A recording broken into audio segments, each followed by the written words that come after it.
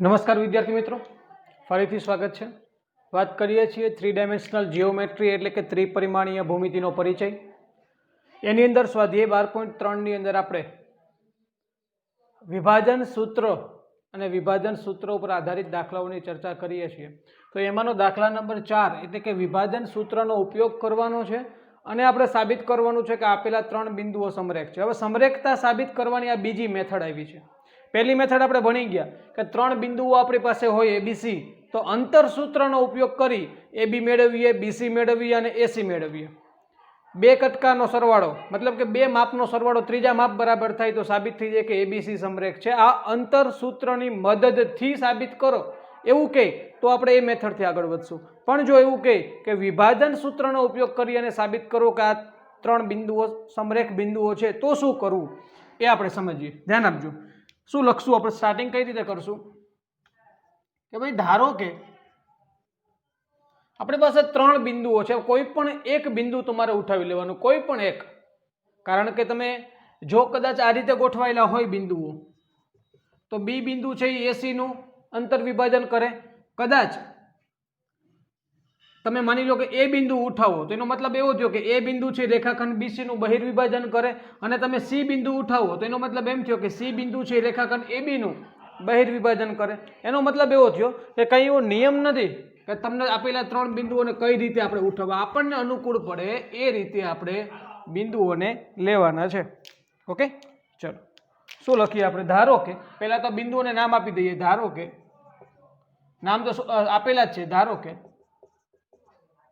બિંદુ બી એ રેખાખંડ એસી નું એમ જેમ અંતર વિભાજન લખો, બહિર્વિભાજન લખો, એનાથી કાંઈ ફેર ના પડે। એનું માત્ર ને માત્ર એક જ કારણ કે આપણે સામસામે સરખાવવાના હમણાં થશે અને ત્રણે ત્રણ આપણને સરખા મળે તો જ ફાઇનલ થયું કે હવે આ સમરેખ છે। રેખાખંડ એસી નું એમ જેમ એન ગુણોત્તરમાં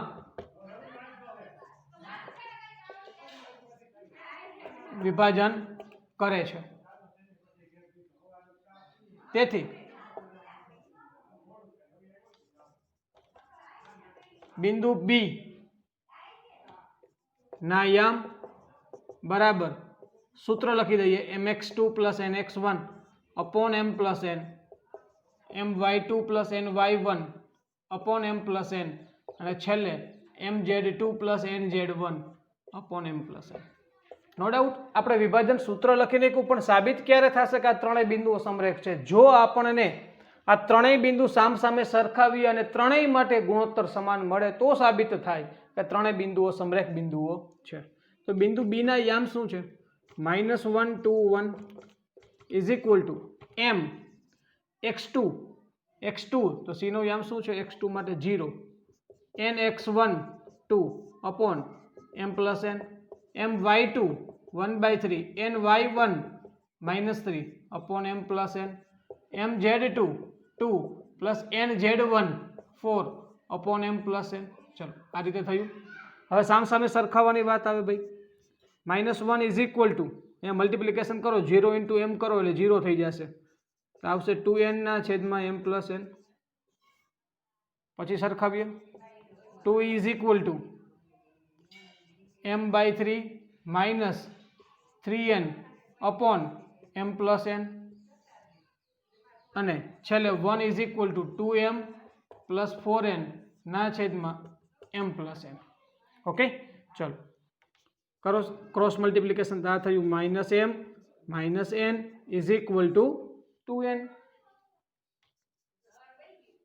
-n જમણી બાજુ જાય તો +n એટલે -m = 3n। તો m/n = ખાસ સમજો n નીચે આવી ગયા તો 3/-1 અથવા -3/1 આ માઇનસ લઈ લ્યો ઉપર। તેથી m જેમ n = -3/1 આ આપણને ફાઇનલી ગુણોત્તર મળે। આ બાજુ આવી જાય શું બને છે જરા જોઈએ। 2m + 2n = 3 લસા લઈ લ્યો તો m - 3 તેરી 9n, 3 મલ્ટીપ્લિકેશન કરાવો 3 દુ 6m 3 દુ 6n m minus 9n m આ બાજુ લઈ લ્યો એટલે 5m is equal two 6n છે સામેની બાજુ તો 9 ને 6 15 પણ કેવા માઇનસ 15n થાય હે તો 5 13 15 થયા n ને નીચે લઈ લ્યો તો m ના છેદમાં n is equal two minus 3 ના છેદમાં 1 મતલબ શું થયું m જેમ n is equal two minus 3 જેમ 1 જો અહીંયા પણ માઇનસ 3 ના જેમ 1 આવ્યા અહીંયા પણ માઇનસ 3 જેમ 1 આવ્યા આગળ વધીએ તો m પ્લસ n મલ્ટીપ્લાય થાય is equal two 2m plus 4n m છે જમણી બાજુ જાય તો 2m માઇનસ m એટલે m 4n ને આ બાજુ લઈ લ્યો n માઇનસ 4n એટલે માઇનસ 3n m ના છેદમાં n is equal two minus 3 ના છેદમાં 1 એટલે કે m જેમ n is equal two minus 3 જેમ 1 તો અહીંયા પણ આપણને માઇનસ 3 જેમ 1 આપણને ગુણોત્તર ત્રણેય ગુણોત્તર સરખા મળે ને તો જ સાબિત થાય કે સમરેખ છે માની લો કે કદાચ કોઈ એક જગ્યાએ ગુણોત્તર આ બધા સરખા મળતા નથી તો સાબિત થયું કે ભાઈ આ ત્રણેય સમરેખ બિંદુઓ નથી ઓકે સાબિત થાય કે A B અને C સમરેખ બિંદુઓ છે વિદ્યાર્થી મિત્રો આ આપણે સાબિતી જે મેળવી છે એ વિભાજન સૂત્રનો ઉપયોગ કરી અને સાબિતી મેળવી છે એમાં શું કન્સેપ્ટ કામ કરે વિભાજન સૂત્રની અંદર 3 બિંદુઓ હોય એમાં કોઈ એક બિંદુ બાકીના 2 બિંદુ વડે બનતા રેખાખંડનું વિભાજન કરતું હોય ઓકે અને જે વિભાજનનો ગુણોત્તર છે જો એ ત્રણેય માટે આપણને સરખો મળે તો સાબિત થાય કે આપેલા ત્રણેય બિંદુઓ સમરેખ બિંદુઓ છે ઓકે નોટ ડાઉન કરો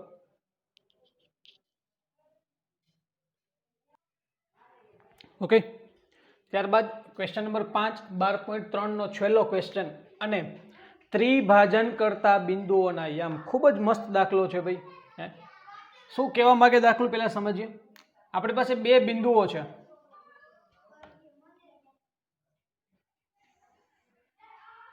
બિંદુ P કે જેના યામ છે 4 2 -6 અને બીજું બિંદુ છે Q કે જેના યામ છે 10 -16 અને 6 હવે આ 2 બિંદુને જોડતો જે રેખાખંડ છે એનું ત્રિભાજન કરવાનું છે મતલબ કે 3 સરખા ભાગ થાય ને એવું આપણે કરવાનું છે તમે જોઈ શકો છો મેં શું કર્યું 3 સરખા ભાગ થાય આ પહેલો ભાગ આ બીજો ભાગ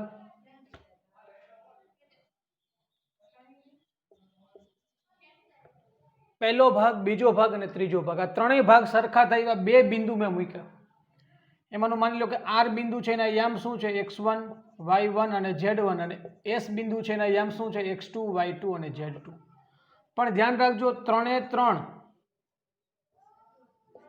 ભાગ જે છે એના માપ કેવા છે સરખા છે બધાના માપ કેવા છે ભાઈ સરખા છે ઓકે હવે મારે જે ત્રિભાજન કરે છે કોણ ત્રિભાજન કરે છે તો કે બિંદુ R અને બિંદુ S તો જે ત્રિભાજન કરે છે બિંદુ R અને S ના મારે યામ મેળવવા છે તો શું થશે જોઈએ અહીંયા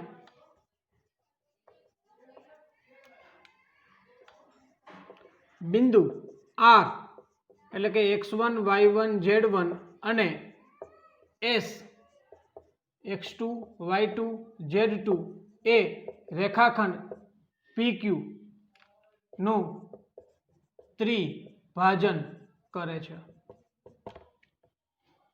હવે R ના યામ કઈ રીતે મેળવીશું હવે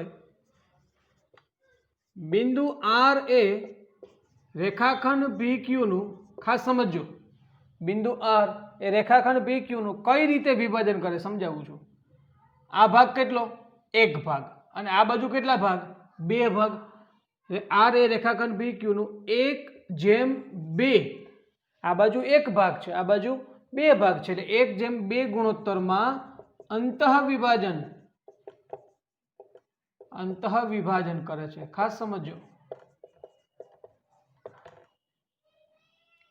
બિંદુ R એ આ બિંદુ R એ રેખાખંડ PQ નું આ એક ભાગ અને આ બાજુ બે ભાગ એટલે 1/2 ગુણોત્તરમાં અંતઃવિભાજન કરે છે તેથી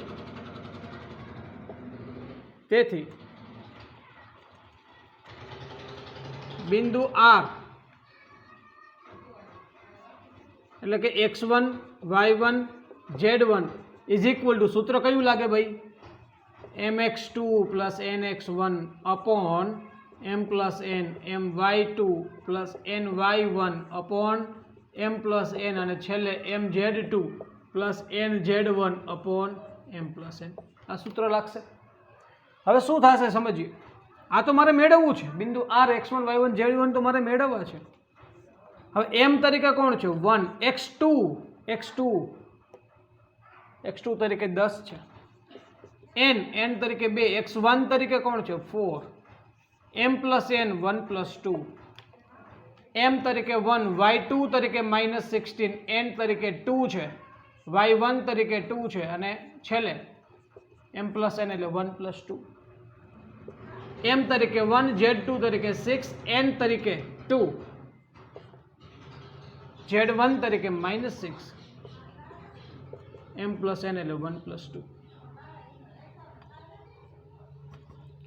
10 1 10 4 2 8 એટલે 10 ને 8 18 18 ના છેદમાં 3 એટલે 6 2 2 4 -16 પ્લસ 4 એટલે -12 -12 ના છેદમાં 3 એટલે -4 6 1 6 -12 -6 ના છેદમાં 3 એટલે -2 ઓકે. તો વિદ્યાર્થી મિત્રો આ આપણને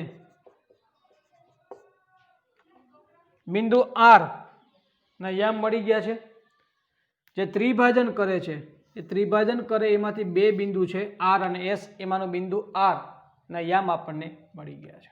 ઓકે, તો આ એક વાત આપણે કમ્પ્લીટ કરી. હવે શું થાય એસ ના યામ કઈ રીતે મેળવાય સમજો. બે રીતે એસ ના યામ મેળવી શકાશે. હું તમને બંને રીત સમજાવી દઉં છું. આપણે ઉપયોગમાં શોર્ટકટ લઈશું. જુઓ બીજી કઈ મેથડ તમારે અહીંયા એવું લખવાનું કે ભાઈ બિંદુ આર નહીં પણ અહીંયા શું આવી જશે હવે બિંદુ એસ.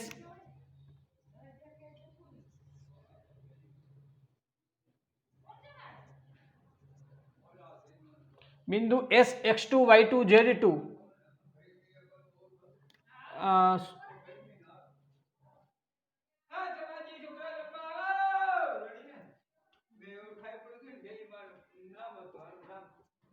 એક જ મિનિટ. ઓલો એ તો વાક્ય બરોબર જ હતું. નીચે મારે વાત કરવાની છે કે ભાઈ અહીંયા શું થશે ફેરફાર. બિંદુ એસ એ રેખાખંડ PQ નો હવે ખાલી ગુણોત્તરમાં જ ભાઈ ફેરફાર થશે. પહેલા મેં શું વાત કરી આર બિંદુ કઈ રીતે વિભાજન કરતું હતું 1:2. હવે એસ માટે શું થાય આ બાજુ બે ભાગ થશે. જુઓ એસ બિંદુ રેખાખંડ PQ નું વિભાજન કરે પણ કઈ રીતે આ બાજુ બે ભાગ અને આ બાજુ એક ભાગ એટલે આ ગુણોત્તર બદલાઈ જાય. ગુણોત્તર શું આવી જશે 2:1 ગુણોત્તરમાં અંતઃ વિભાજન કરે એટલે કે દાખલામાં બધી જગ્યાએ થોડો થોડો ફેરફાર થશે. કેવો ફેરફાર થશે એ વાત કરી દઉં તમને હું. અહીંયા 1 છે ત્યાં 2 આવશે, 2 છે ત્યાં 1 આવશે. નીચે શું થશે 2 + 1 અને નીચે શું થયા 2 + 1. 1 છે ત્યાં 2, 2 છે ત્યાં 1, 1 છે ત્યાં 2, 2 છે ત્યાં 1. એટલે ફાઇનલી આન્સરમાં પણ ફેરફાર થશે. જરા જોઈએ શું ફેરફાર થાય. 10 2 20, 20 ને 4 1 4, 20 ને 4 24, 24 ના છેદમાં 3, 24 ના છેદમાં 3 એટલે કે 8. 16 2 32 એટલે -32, -32 + 2 એટલે -30, -30 ના છેદમાં 3 એટલે -10. 6 2 12, 12 - 6 એટલે 6, 6 ના છેદમાં 3 એટલે કે 2. તો આ જે બિંદુ આપણને મળે છે હવે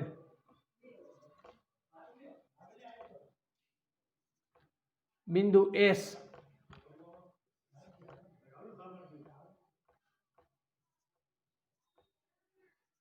બિંદુ એસ x2 y2 z2 એના યામ આપણને મળે છે 8 - 10 2. શું થિયરી કામ કરી ભાઈ કે ભાઈ બિંદુ એસ જે છે રેખાખંડ PQ નું 2:1 ગુણોત્તરમાં અંતઃ વિભાજન કરે છે. આ પહેલી મેથડ બિંદુ એસ માટે. હવે બિંદુ એસ માટે હું બીજી મેથડ પણ ઉપયોગમાં લઈ શકું છું. એ શું થાય સમજાવું. જુઓ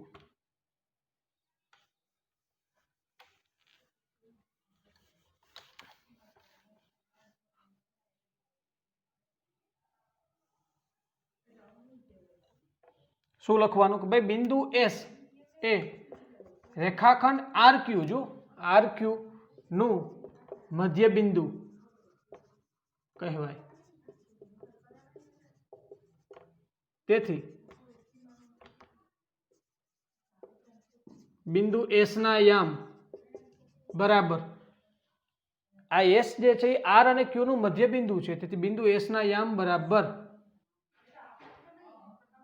આર ના યામ તો આપણને મળી જ ગયા આગળ. હવે એ તો આપણે પૂછી નાખ્યું આર ના યામ શું હતા એ ખબર નથી, પણ હવે તમે તમારી રીતે હોમવર્કમાં કરજો કે ભાઈ આર ના યામ તો આપણને મળી ગયા છે. એટલે અહીંયા આપણે લખી શકીએ આર ના યામ અને ક્યુ ના યામ આપણી પાસે છે. તો બંનેના એક્સ યામનો સરવાળો છેદમાં 2, બંનેના વાય યામનો સરવાળો છેદમાં 2, બંનેના ઝેડ યામનો સરવાળો છેદમાં 2. એટલે તમે કરશો એટલે હમણાં આપણને જે આન્સર આવ્યો એ જ આન્સર આપણને અહીંયા મળશે. આ થઈ તમારી બીજી મેથડ એસ બિંદુ મેળવવા માટે. ઓકે, પેલી રીતે પણ થઈ શકે અને આ રીતે પણ થઈ શકે. ઓકે, તો ત્રિભાજન કરતા બિંદુઓના યામ કઈ રીતે મળે? આપણને પી અને ક્યુ આપી દીધું, એના સિવાયના કોઈ બે બિંદુ ધારી લેવાના. તો ભાઈ આર અને એસ આપણે ધારી લીધા, એના યામ ધારી લેવાના x1 y1 z1 x2 y2 z2. Clear? હવે વાત આવે છે આર બિંદુ મેળવવાની. તો શું થાય? ત્રિભાજન 3 સરખા ભાગ પાડે છે, એટલા માટે ગુણોત્તર આપેલ ભલે નથી પણ આપણે ઓટોમેટિકલી લખી શકીએ 1:2. આર બિંદુ મેળવતા હોય તો, એસ મેળવતા હોય તો 2:1 આવે. ક્લિયર? બસ ગુણોત્તર છે, બે બિંદુઓ છે, તો વિભાજન બિંદુના યામ આપણને સૂત્ર દ્વારા મળે. ઓકે, નોટ ડાઉન કરો. ઓકે, તો આપણે સ્વાધ્યાય 12.1, 12.2, 12.3 આપણે કમ્પ્લીટ કર્યું. હવે આઈ થિંક આપણે પ્રકીર્ણ સ્વાધ્યાય 12 ઉપર આપણે આગળ વધીએ. તો પ્રકીર્ણ સ્વાધ્યાય 12 નો પહેલો ક્વેશ્ચન, આપણને 3 બિંદુ આપ્યા છે અને સમાંતર બાજુ ચતુષ્કોણ ABCD ના શિરોબિંદુ છે. સમાંતર બાજુ ચતુષ્કોણના 3 શિરોબિંદુ આપી દીધા, પણ ચોથો શિરોબિંદુ આપણે મેળવવાનું છે. તો ભાઈ મેં તમને પહેલા જ કીધું, કંઈ પણ આપે, પાયથાગોરસ આપે, સમદ્વિબાજુ આપે, ખાલી ત્રિકોણ આપે, સમબાજુ ત્રિકોણ આપે કે સમાંતર બાજુ ચતુષ્કોણ આપે, કોઈ પણ વસ્તુ આપે, આપણને એના ગુણધર્મ ખ્યાલ હોવા જોઈએ કે ભાઈ આ જે કોઈ પણ વસ્તુ આપેલ છે એના ગુણધર્મ શું છે, એની ઉપર આધારિત જ આપણે એનું સોલ્યુશન મેળવી શકતા હોઈએ. રાઈટ? હવે જુઓ, સમાંતર બાજુ ચતુષ્કોણ છે એટલે એમાં શું થાય? બિંદુ A, B, C અને D. આ D આપણે મેળવવાનો છે. બાકીના 3 બિંદુઓ તો આપણી પાસે છે. હવે આપણને બધાને ખ્યાલ છે ભાઈ કે સમાંતર બાજુ ચતુષ્કોણ જે M છે, સમાંતર બાજુ ચતુષ્કોણ નું મધ્ય બિંદુ, અથવા તો એવું કહી શકાય કે ભાઈ સમાંતર બાજુ ચતુષ્કોણના વિકર્ણો, એના જે બંને વિકર્ણો પરસ્પર દુભાગે. આનો મતલબ શું? દુભાગે એટલે કે બંને વિકર્ણોનું મધ્ય બિંદુ સમાન હોય. બસ આ એક કન્સેપ્ટ આપણને ખ્યાલ હોય ને તો આપણે ચોથા બિંદુના યામ મેળવી શકીએ. રાઈટ? તેથી રેખાખંડ AC નું મધ્ય બિંદુ બરાબર રેખાખંડ BD નું મધ્ય બિંદુ. ઓકે, ચલો હવે ડી બિંદુ છે ને યામ માની લો કે આપણે ધારી લઈએ છીએ XYZ. બાકીના 3 બિંદુના યામ તો આપણી પાસે છે. હવે AC નું મધ્ય બિંદુ મેળવવા માટે આપણે સૂત્ર તો આગળની થિયરીમાં ભણી જ ગયા. કોઈ પણ બે બિંદુનું મધ્ય બિંદુ આપણે જોતું હોય તો બંનેના x યામનો સરવાળો ડિવાઈડ 2 નું સૂત્ર આપણે લગાડવું પડે. તો A તરીકે શું છે? x યામ 3. C નો x યામ શું છે? -1. એટલે અહીંયા થશે -1/2 -1 +1/2 2 +2/2. આ થયું એનું મધ્ય બિંદુનું સૂત્ર આપણે લગાડી દીધું. BD નું મધ્ય બિંદુ મેળવીએ. B નો x યામ 1, D માટે x આવે છેદમાં 2, 2 + y/2 -4 + z/2.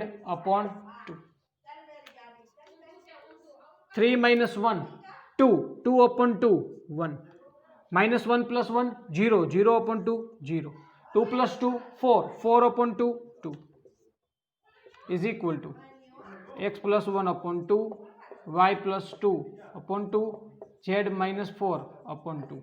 સામસામે સરખાવીએ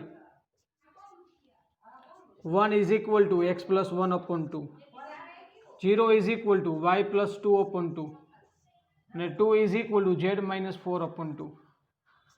આ શું થયું? 2 is equal to x plus 1, x is equal to 1 ને ડાબી બાજુ લઈ લો, 2 માઇનસ 1 એટલે 1, એક્સની વેલ્યુ આપણને 1 મળી. 0 is equal to y plus 2, વાયની વેલ્યુ આપણને માઇનસ 2 મળે. 2 ઇન્ટુ 2 4 એટલે ઝેડ માઇનસ 4. તો Z is equal two minus 4 ડાબી બાજુ આવે તો પ્લસ 4 થશે. 4 પ્લસ 4 એટલે 8. આમ ચોથા બિંદુ ડી ના યામ શું મળે આપણને? ડી ના યામ તરીકે એક્સ યામ તરીકે 1 મળે, વાય યામ તરીકે -2 મળે અને ઝેડ યામ તરીકે આપણને 8 મળે. તો આ થયો આપણો ફાઇનલી આન્સર. ઓકે, 4 શિરોબિંદુમાંથી 3 બિંદુના આપણને યામ આપ્યા હતા. ચોથા શિરોબિંદુના યામ મેળવવાના હતા. કન્સેપ્ટ કયો મગજમાં લીધો? સમાંતર બાજુ ચતુષ્કોણ છે તો એના વિકર્ણો પરસ્પર દુભાગે, એટલે કે વિકર્ણો પરસ્પર બે સરખા ભાગ પડે. કહેવાનો મતલબ કે બંને વિકર્ણોના મધ્ય બિંદુ હોય ને એ સરખા હોય. એ કન્સેપ્ટનો ઉપયોગ કરી અને આપણે આગળ વધ્યા. ચોથા શિરોબિંદુના યામ આપણે ધારી લીધા, જે આપણને ફાઇનલી આન્સરમાં મળે છે. નોટ ડાઉન કરી લો.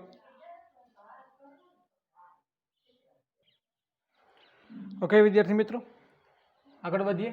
ક્વેશ્ચન નંબર 2 ઉપર પ્રકીર્ણ સ્વાધ્યાયનો દાખલા નંબર 2. આપણને 3 શિરોબિંદુ આપ્યા છે ત્રિકોણના અને મધ્યગાની લંબાઈ પૂછી છે. થોડીક બુદ્ધિ વાપરવી પડશે ભાઈ.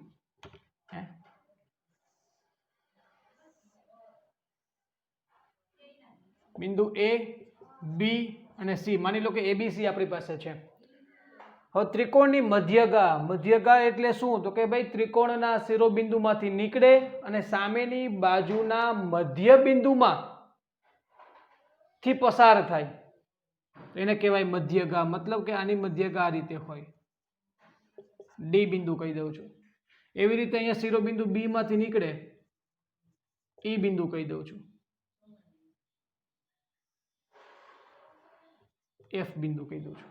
રાઈટ? મતલબ શું થયો?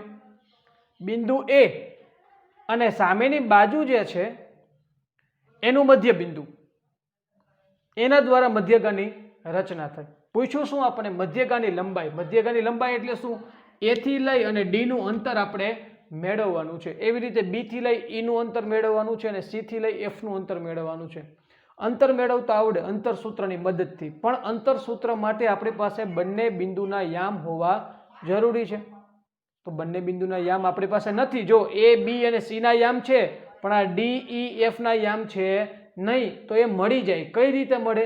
મધ્ય બિંદુના સૂત્ર દ્વારા. મધ્ય બિંદુનું સૂત્ર આપણી પાસે વાપરીએ કે ભાઈ બી અને સી નું મધ્ય બિંદુ ડી છે તો ડી ના યામ મળે. એ અને સી નું મધ્ય બિંદુ ઈ છે, એવી રીતે એ અને બી નું મધ્ય બિંદુ એફ છે. આકૃતિ પરથી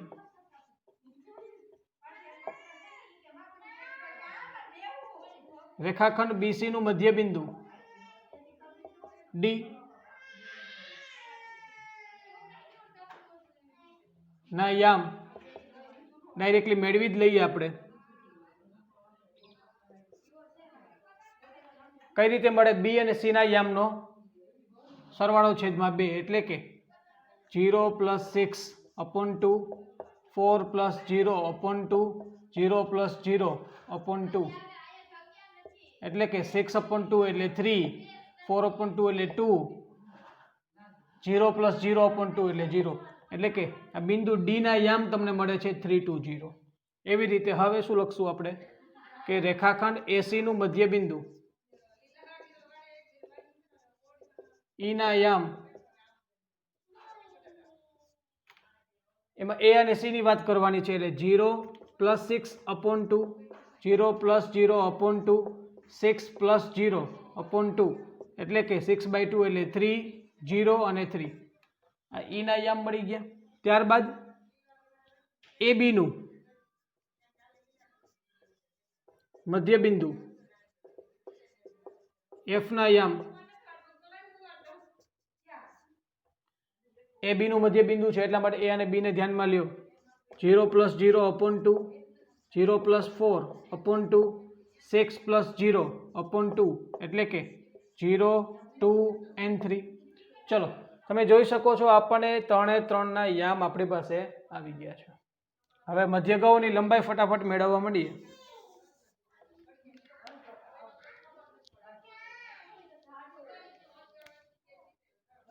એ બિંદુ શું છે? 0 0 6 અને સામેની બાજુ ડી બિંદુના યામ શું છે? 3 2 0. મધ્યગા એડી ની લંબાઈ એડી બરાબર વર્ગમૂળમાં એક્સ યામના તફાવતનો વર્ગ એટલે 3 - 0 નો વર્ગ પ્લસ વાય યામના તફાવતનો વર્ગ પ્લસ ઝેડ યામના તફાવતનો વર્ગ, 3 નો વર્ગ 9, 2 નો વર્ગ 4, -6 નો વર્ગ 36, 36 ને 4 40 ને 9 49 નું વર્ગમૂળ 7. એટલે આપણને એડી કેટલા મળે ભાઈ? 7 મળે. આપણને એક મધ્યગાની લંબાઈ એડી બરાબર 7 મળી ગઈ. ત્યારબાદ આગળ વધીએ.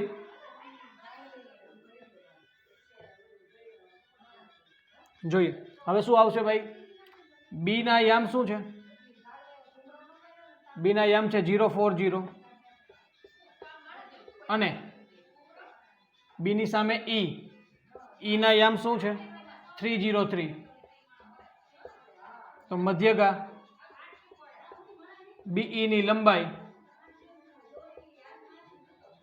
બીઈ બરાબર વર્ગમૂળમાં એક્સ યામના તફાવતનો વર્ગ, વાય યામના તફાવતનો વર્ગ, ઝેડ યામના તફાવતનો વર્ગ. 3 નો સ્ક્વેર 9, 4 સ્ક્વેર 16, 3 સ્ક્વેર 9, 9 ને 9 18, 18 ને 16, 18 ને 6 24 ને 10 34. એટલે આ થયા √34. ચલો આ બીજી મધ્યગાની લંબાઈ આપણને મળી ગઈ. ત્યારબાદ ત્રીજી મધ્યગાની લંબાઈ મેળવવાનો પ્રયત્ન કરીએ તો બિંદુ સી જે છે એના યામ છે 6 0 0 અને સીની સામે એફ જે આપણને મળ્યા 0 2 3. તો મધ્યગાની લંબાઈ સી એફ બરાબર વર્ગમૂળમાં એક્સ યામના તફાવતનો વર્ગ, વાય યામના તફાવતનો વર્ગ, ઝેડ યામના તફાવતનો વર્ગ. 6 સ્ક્વેર 36, -2 સ્ક્વેર 4, -3 સ્ક્વેર 9, 49 એટલે 7. તો આ રીતે આપણને 3 એ 3 મધ્યગાની લંબાઈ વિદ્યાર્થી મિત્રો મળે છે. એડી આ મધ્યગા એડી ની લંબાઈ મળે છે 7, બીઈ મધ્યગાની લંબાઈ મળે √34 અને સીએફ મધ્યગાની લંબાઈ મળે 7. કઈ રીતે મેળવ્યું ભાઈ આપણે? તો કે ભાઈ મધ્ય બિંદુઓ પહેલા મેળવી લીધા. મધ્ય બિંદુ મળી જાય એટલે શિરોબિંદુ અને મધ્ય બિંદુનો ઉપયોગ કરી અને મધ્યગાની લંબાઈ આપણે અંતરસૂત્રનો ઉપયોગ કરી અને મેળવી શક્યા. ઓકે, તો અહીંયા સુધી રાખીએ. આ લેક્ચરને આપણે અહીંયા પૂર્ણ કરીએ. નેક્સ્ટ લેક્ચરની અંદર બાકી રહેતા પ્રકીર્ણ સ્વાધ્યાયના દાખલા નંબર 3, 4, 5 અને 6 નો આપણે અભ્યાસ કરીએ. Thank you.